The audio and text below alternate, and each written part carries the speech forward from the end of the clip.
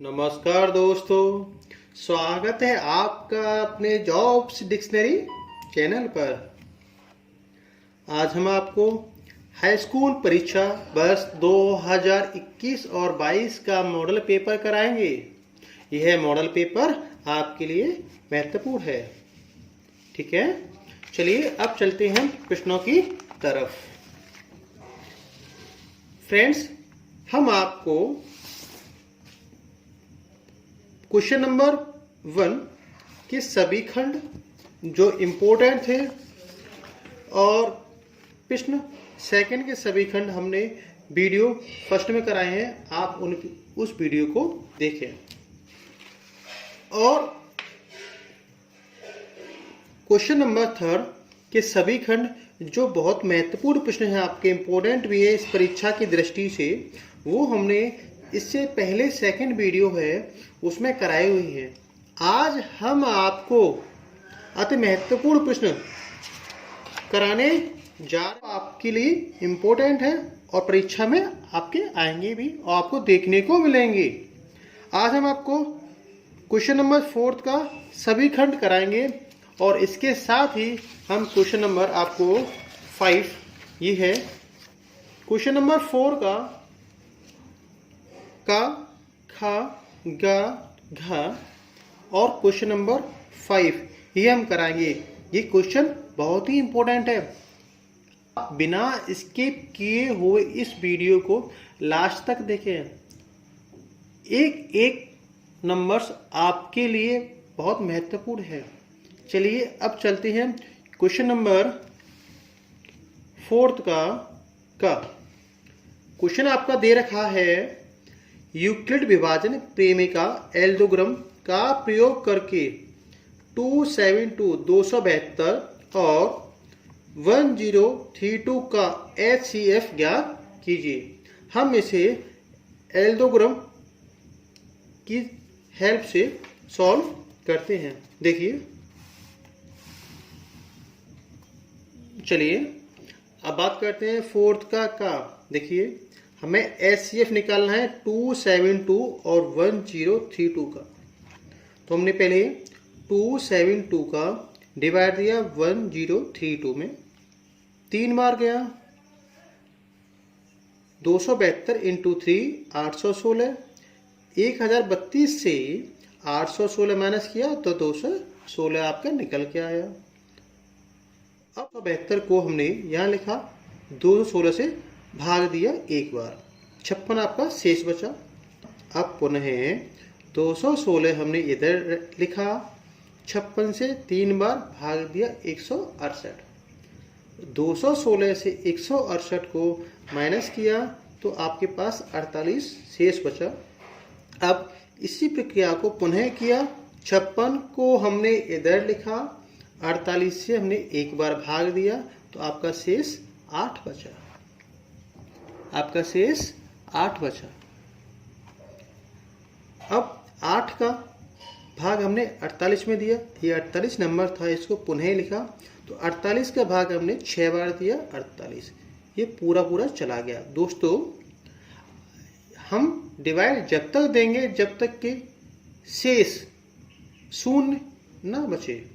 शून्य बच जाएगा तो वही हमारा HCF होगा। जिस संख्या से हम भाग लेंगे वो संख्या आपकी HCF होगी। तो 1072 का HCF क्या हुआ आपका 8। इस प्रकार ये आपका क्वेश्चन हुआ। ये क्वेश्चन आपका इम्पोर्टेंट है। ठीक है, काफी इजी क्वेश्चन भी है जो आपको अच्छी तरह से आता है। अब चलते हैं हम क्वेश्चन नंबर 4 का खा। एक ट्रायंगल ABC की भुजा BC पर एक बिंदु D इस प्रकार है कि ट्रायंगल ADC बराबर ट्रायंगल BAC है, तो सिद्ध कीजिए कि CA स्क्वायर बराबर CB मल्टीप्लाई CD। हमें ये सिद्ध करना है। ये क्वेश्चन आपके लिए वेरी मोस्ट इम्पोर्टेंट है। ठीक है फ्रेंड्स, तो आपको इसे आराम से ध्यान से देखना है और समझना है। चलिए चलते हैं अब क्वेश्चन की तरफ।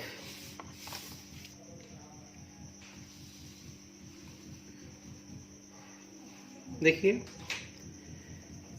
त्रिभुज ABC, तो हमने ABC त्रिभुज बनाया। क्या बनाया? त्रिभुज। देखिए त्रिभुज ABC की भुजा BC पर एक बिंदु D इस प्रकार है। तो पहले हमने त्रिभुज ABC बनाया और BC भुजा पर एक D बिंदु है, तो BC पर एक D बिंदु है जिसे A से मिलाया। हमें दिया है ट्रायंगल ADC बराबर BAC। तो ADC ये वाला जो एंगल है, कोण है BAC इसके बराबर है, ये हमें दे रखा है। हमें सिद्ध क्या करना है? दिखाइए कि CA स्क्वायर CB डॉट या मल्टीप्लाई CD है। द्वारा पढ़ते हैं। दिखाइए कि हमें सिद्ध क्या करना है? CA स्क्वायर बराबर CB मल्टीप्लाई CD। चलिए अब चलते हैं प्रश्न की तरफ। त्रिभुज DAC में, त्रिभुज DA, तो देखिए दोस्तों ध्यान से समझना है और आसानी से ध्यान से समझना है, आप आसानी से समझिए। DAC ये त्रिभुज है। दूसरा त्रिभुज ABC। दोस्तों अब इसे सॉल्व करते हैं बहुत ही आसान तरीके से। चलिए दिखाइए कि CA स्क्वायर बराबर CB मल्टीप्लाई CD है। हमें सिद्ध करना है, बहुत सिंपल है, आप आसानी से इसे कर लोगे। अब बात करते हैं त्रिभुज DAC की और त्रिभुज ABC की। त्रिभुज किसकी? BAC की। देखिए इन दो ट्रायंगलों में ABC, इन दोनों ट्रायंगलों में हमें कोई दो एंगल इक्वल करने हैं जिससे हमारे ये दोनों ट्रायंगल सिमिलर प्रूफ हो जाएंगे। तो देखिए हमें क्या दे रखा है, पहले वो लिखते हैं। तो एंगल ADC बराबर एंगल BAC जो गिवन है हमें दे रखा है, दिया है। तो ये वाला जो कोण था वो हमें दे रखा है और इस ABC ट्रायंगल में DAB ट्रायंगल में C जो ट्रायंगल है वो क्या है आपका? कॉमन है। देखिए ABC में C एंगल और ADC में ये C एंगल, तो दोनों ही त्रिभुजों में कोण C जो है वो समान है। तो एंगल या कोण C बराबर कोण C कॉमन है, जिसे हम उभयनिष्ठ भी कहते हैं। तो अगर दो कोण, एक कोण ये, एक कोण ये, एक कोण ये और एक, दो कोण अगर दो त्रिभुजों में समान हैं तो हम कह सकते हैं कि त्रिभुज DAC सिमिलर ट्रायंगल ABC के सिमिलर होगा बाई एंगल एंगल कोण कोण प्रॉपर्टी से।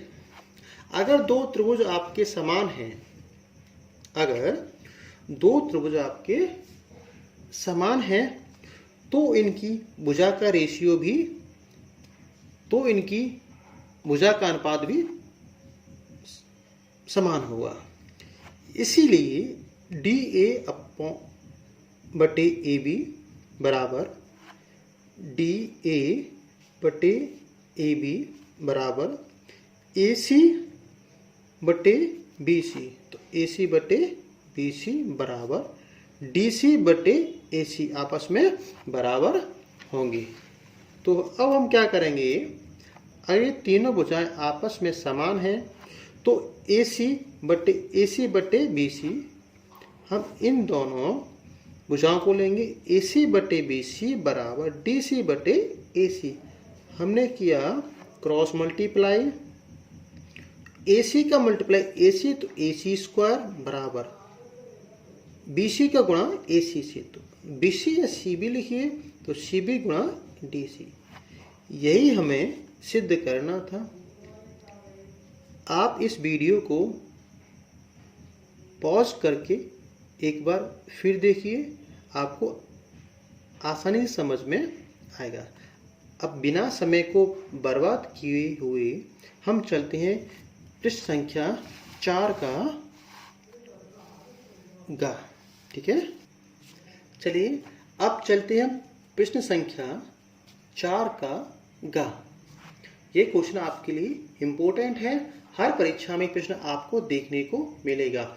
या तो ट्रायंगल होगा या आपसे सर्कल का, वृत्त का प्रश्न आपसे पूछा जाएगा। 5 सेमी लंबी रेखाखंड खींचिए और इसे 2:3 अनुपात में विभाजित कीजिए। दोनों भागों की माप कीजिए। तो हमने AB जो है 5 सेंटीमीटर की एक रेखा खींची। अनुपात क्या है आपका? जो अनुपात है वो 2:3 है। आपका अनुपात क्या है? 2:3। चलिए, आपको दिखाई दे रहा होगा ये अनुपात क्या है आपका? 2:3 है। तो 2 और 3 कितना हुआ? 5। तो सबसे पहले हमने बिंदु A से एक एक्यूट एंगल, जिसे नील कोण कहते हैं, बनाया हमने। उस पर समान दूरी की 5 आर्क चाप लगाई हमने। 1 2 3 4 5। ये चाप हमने प्रकाल और पेंसिल की सहायता से लगाए हैं। ध्यान रखें, यह समान दूरी का होना चाहिए, नहीं आपका प्रश्न गलत हो सकता है। इनको हमने नाम दिया A1 A2 A3 A4 A5। अब जो लास्ट में आपका A5 पे, A5 को मैंने B बिंदु से मिला दिया। B बिंदु से मिला दिया। अब आपका एक त्रिभुज बना A5 और B। तो जो कोण आपका A5 पर है, उसी समान कोण का हम A3 पर एक कोण बनाएंगे और A5B के समांतर एक लाइन रेखा खींचेंगे। तो 2:3 था हमारा। तो 3 से समान कोण का हमने एक समान कोण बनाया और उसे बिंदु AB पर P से मिलाया। अब A3P A5B आपस में कैसी हैं? पैरेलल हैं या समांतर हैं। इस प्रकार हमारा ये फिगर बनके तैयार हुआ। काफी इजी प्रश्न है ये और इम्पोर्टेंट भी है। चलिए अब चलते हैं हम प्रश्न संख्या 4 का घ। यदि cot थीटा बराबर 7/8 तो 1 plus sine theta 1 minus sine theta बटे 1 plus cos theta 1 minus cos theta का मान निकालिए। चलिए अब इसे हम सॉल्व करते हैं। देखो, हाँ, हमें क्या दे रखा है? हमें दिया है cot थीटा बराबर 7/8। क्वेश्चन नंबर 4 का घा। ये आपके लिए इंपॉर्टेंट है। तो हमें ज्ञात करना है 1 plus sine theta 1 minus sine theta बटे 1 plus cos theta 1 minus cos theta. हम जानते हैं कि a प्लस बी और a माइनस बी बराबर a square minus B square होता है। अब इसी सर्व समीकरण का उपयोग हम इसमें करेंगे। हमने इसे ए माना, इसे B, A B, A B, A B, A plus B, A minus B, तो A square minus B square, तो 1 का स्क्वायर माइनस साइन स्क्वायर हो गया upon 1 plus cos theta, 1 minus cos theta है। 1 को हमने ए माना, कॉस थीटा को बी माना, 1 को ए माना, कॉस थीटा को बी माना, तो ए plus B, A minus B, A square minus B square, तो 1 का स्क्वायर माइनस कॉस स्क्वायर, तो 1 का स्क्वायर आप जानते होंगे कि 1 माइनस साइन स्क्वायर थीटा बराबर कॉस स्क्वायर थीटा होता है। तो इसी प्रकार 1 माइनस साइन स्क्वायर थीटा कितना हुआ आपका, कॉस स्क्वायर थीटा में लिख दिया। 1 माइनस कॉस स्क्वायर थीटा आपका होता है sine square theta. Cos upon sine का होल स्क्वायर हुआ, कॉस अपॉन साइन स्क्वायर आपका हुआ, तो कॉस अपॉन साइन आपका होता है कॉट स्क्वायर थीटा। हमें कॉट का मान 7/8 दे रखा है, तो 7/8 का स्क्वायर किया या वर्ग किया, 7 का स्क्वायर 49, 8 का स्क्वायर 64। कितना आसान सवाल है, इस प्रकार हमारे आंसर सॉल्व हुआ। चलिए अब चलते हैं प्रश्न संख्या 5 की तरफ। रुको जरा, इससे पहले 2 वीडियो आपके लिए बनाई हैं, वह वीडियो आपके लिए बहुत महत्वपूर्ण है, तो आप पहले उन वीडियो को देखें जिससे आपका जो पूरा मॉडल पेपर है वो कंप्लीट हो सके, और आगे के वीडियो में हम आपको आगे वाले प्रश्न कराएंगे जो परीक्षा की दृष्टि से महत्वपूर्ण है। अब चलते हैं हम प्रश्न संख्या 5 की तरफ। अब चलते हैं प्रश्न संख्या 5 की तरफ। सभी खंड कीजिए।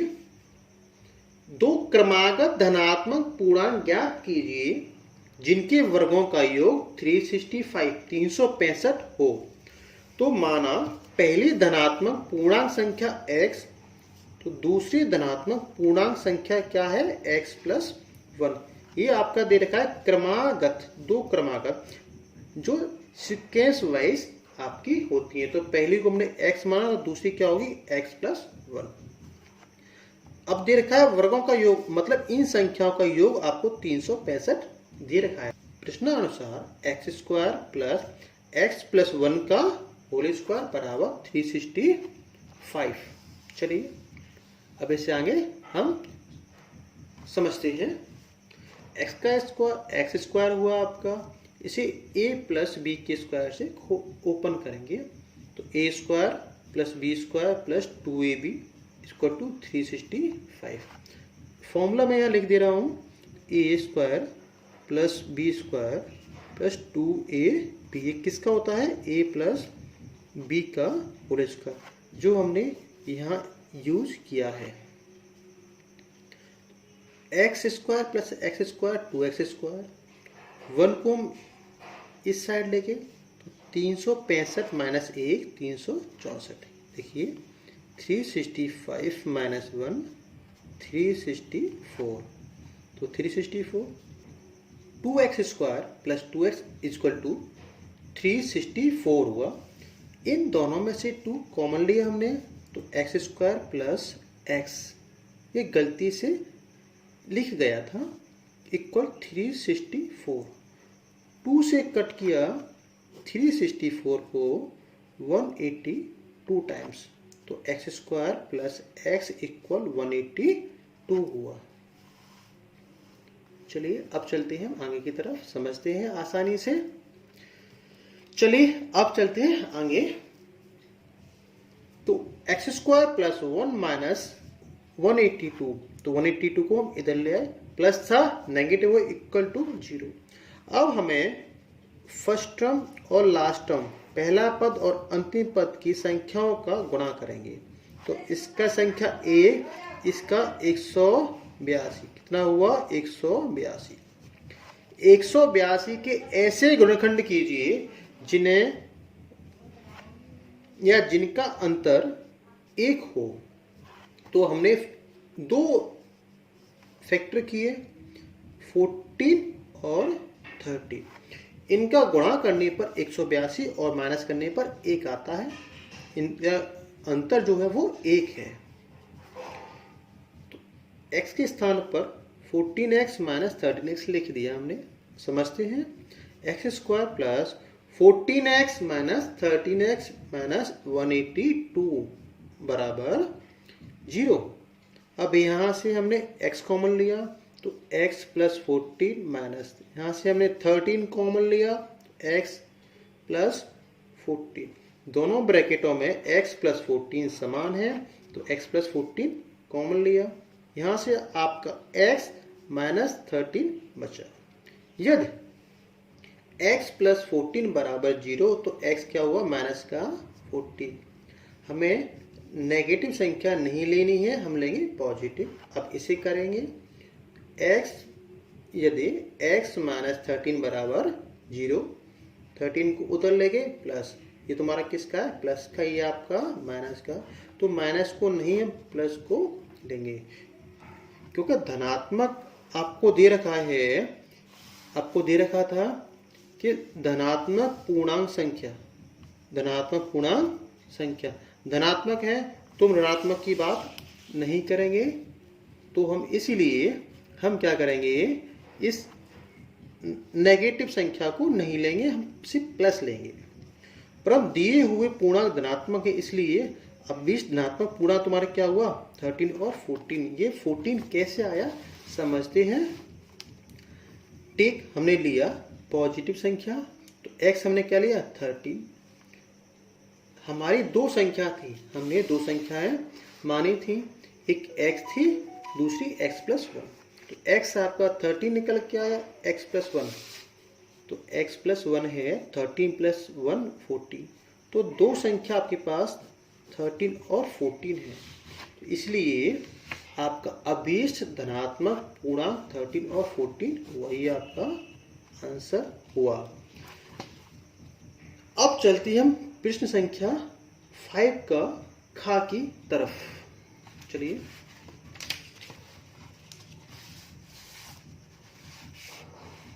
ये आपका प्रश्न संख्या है खा। बिंदु -4,6 बिंदु -4,6 बिंदुओं A -6,10 और B 3,-8 को जोड़ने वाले रेखाखंड को किस अनुपात में विभाजित करता है। ये आपके लिए इम्पोर्टेंट है, वेरी वेरी इम्पोर्टेंट है। चलिए इसे हम चलते हैं और इसे हम आसानी से करेंगे। समझाते हैं इस क्वेश्चन को।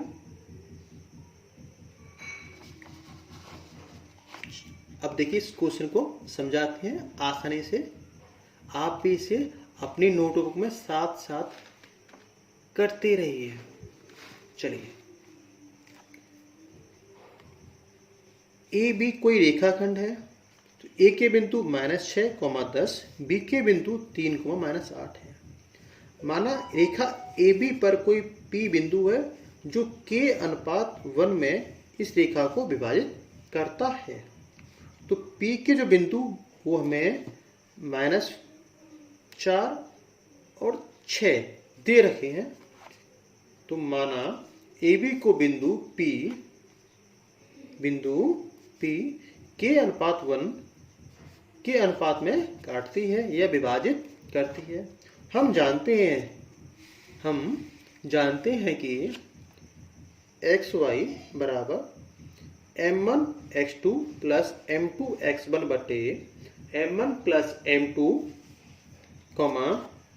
m1 y2 plus m2 y1 upon m1 plus m2। अब हम x1 y1 m1 और m2 का मान रखेंगे। देखिए, ये हमने माना x1 y1 x2 y2, ये हमें x और y दे रखे हैं, और जो k को m1 और 1 को m2 हमने माना। अब इसका मान रखते हैं।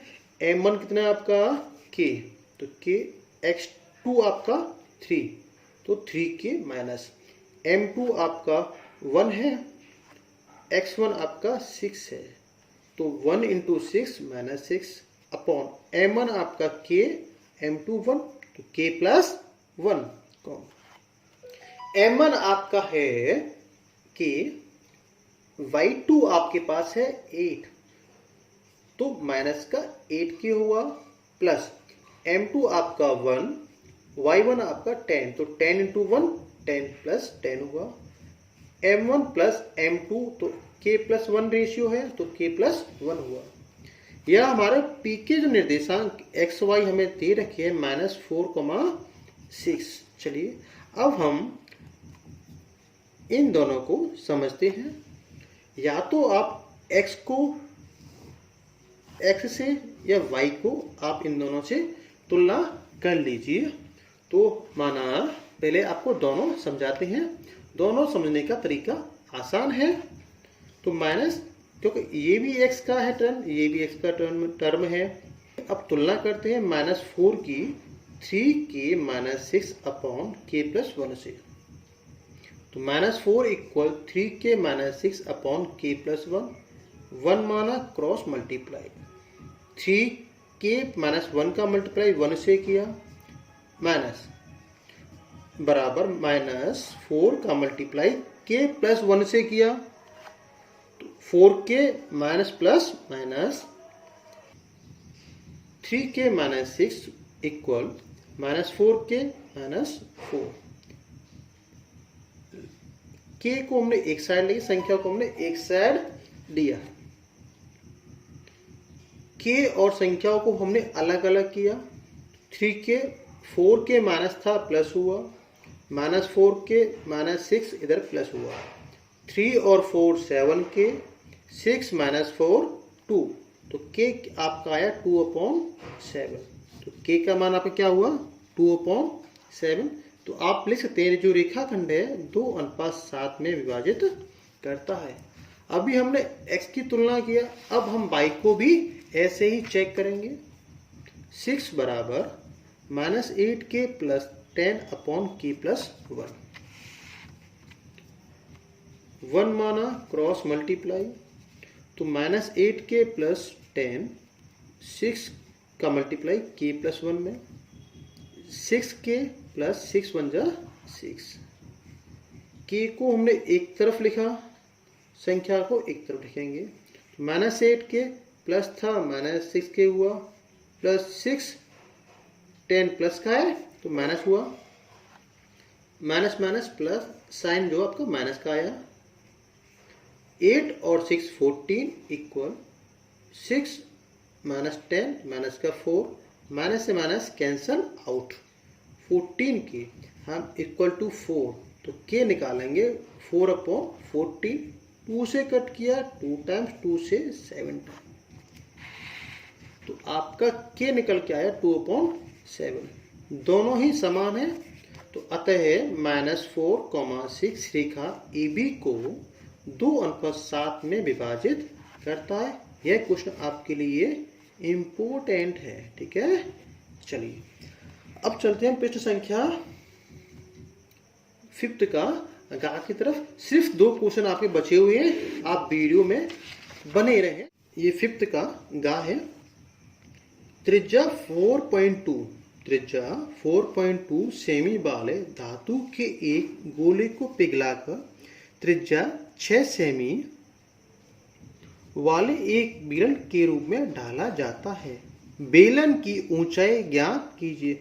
बहुत ही आसान सवाल है और आपके लिए इम्पोर्टेंट भी है। ये परीक्षा में आपको देखने को मिलेगा ऐसा ही सवाल। चलिए अब इसे हम सॉल्व करते आएंगे। देखिए पहले हमें जो दिया है हम वो लिखते हैं, हमें क्या गिवन है, फिर उसके बाद हम क्वेश्चन करेंगे। चलो समझते हैं।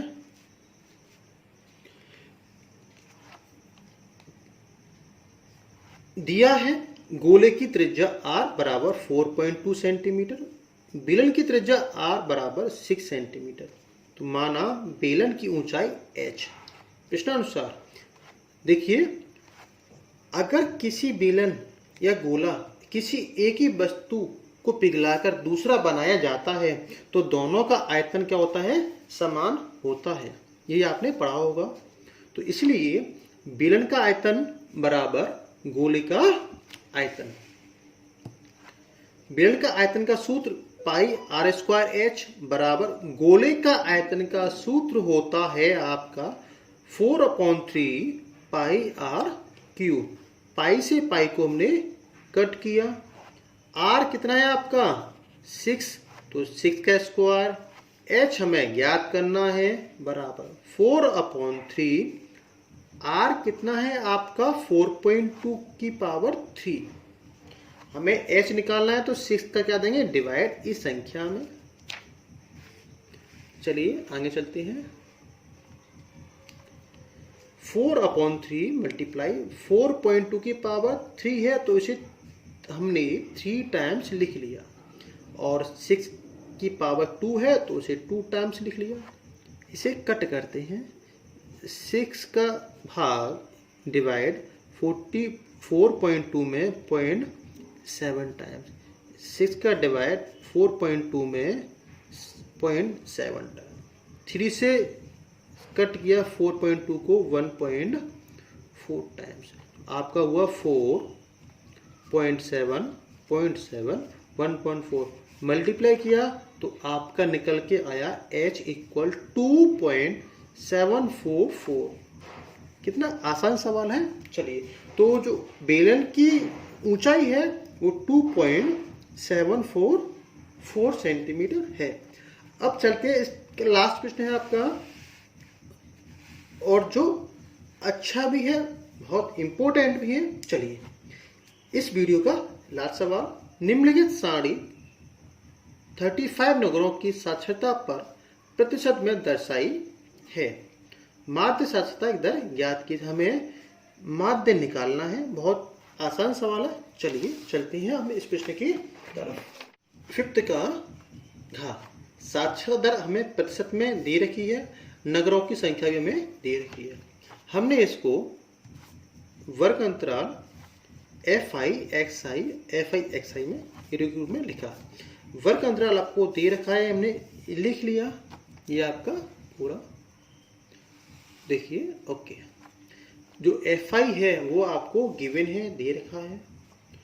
XI कैसे निकालते हैं? वर्ग अंतराल को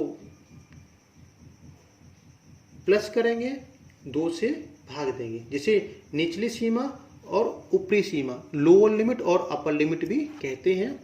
मैं आपको समझा रहा हूं कैसे किया। 45 plus 55/2, lower limit plus upper limit, निचली वर्ग सीमा और ऊपरी वर्ग सीमा को प्लस करके 2 से भाग देंगे। दोनों का सम हुआ 100/2। 2 से 100 को 50 टाइम्स कट किया तो आपका जो XI है वो 50 निकल के आया। इसी प्रकार 55 और 60 का XI 60 हुआ, 65 70 का 70 हुआ, 75 85 का XI आपका 80 हुआ, 85 और 95 का XI आपका 90 हुआ। ये फ्रीक्वेंसी जो F है, बारंबारता जैसे कहते हैं, वो आपको दे रखा है। अब FI और XI दोनों का मल्टीप्लाई करेंगे। 350 जा 150, 60 10 जा 600, 70 11 जा 70, 88 जा 640, 93 जा 270। जो फ्रीक्वेंसी का सम है वो 35 है। हम जानते हैं कि माध्य x dash sigma FI/XI upon sigma FI होता है। तो सिग्मा FI/XI आपको ये दे रखा है। ये क्या है आपका? Sigma FI/XI। ये आपका सिग्मा FI है। तो sigma FI/XI 2430 sigma FI 3.5 divide दिया हमने 5 से 7 टाइम, 5 से 4 8 6 टाइम, 7 से डिवाइड दिया इसमें तो 69.4। तो इस प्रश्न का आपका जो आंसर था माध्य साक्षरता वो आपकी निकल के आई है 69.4।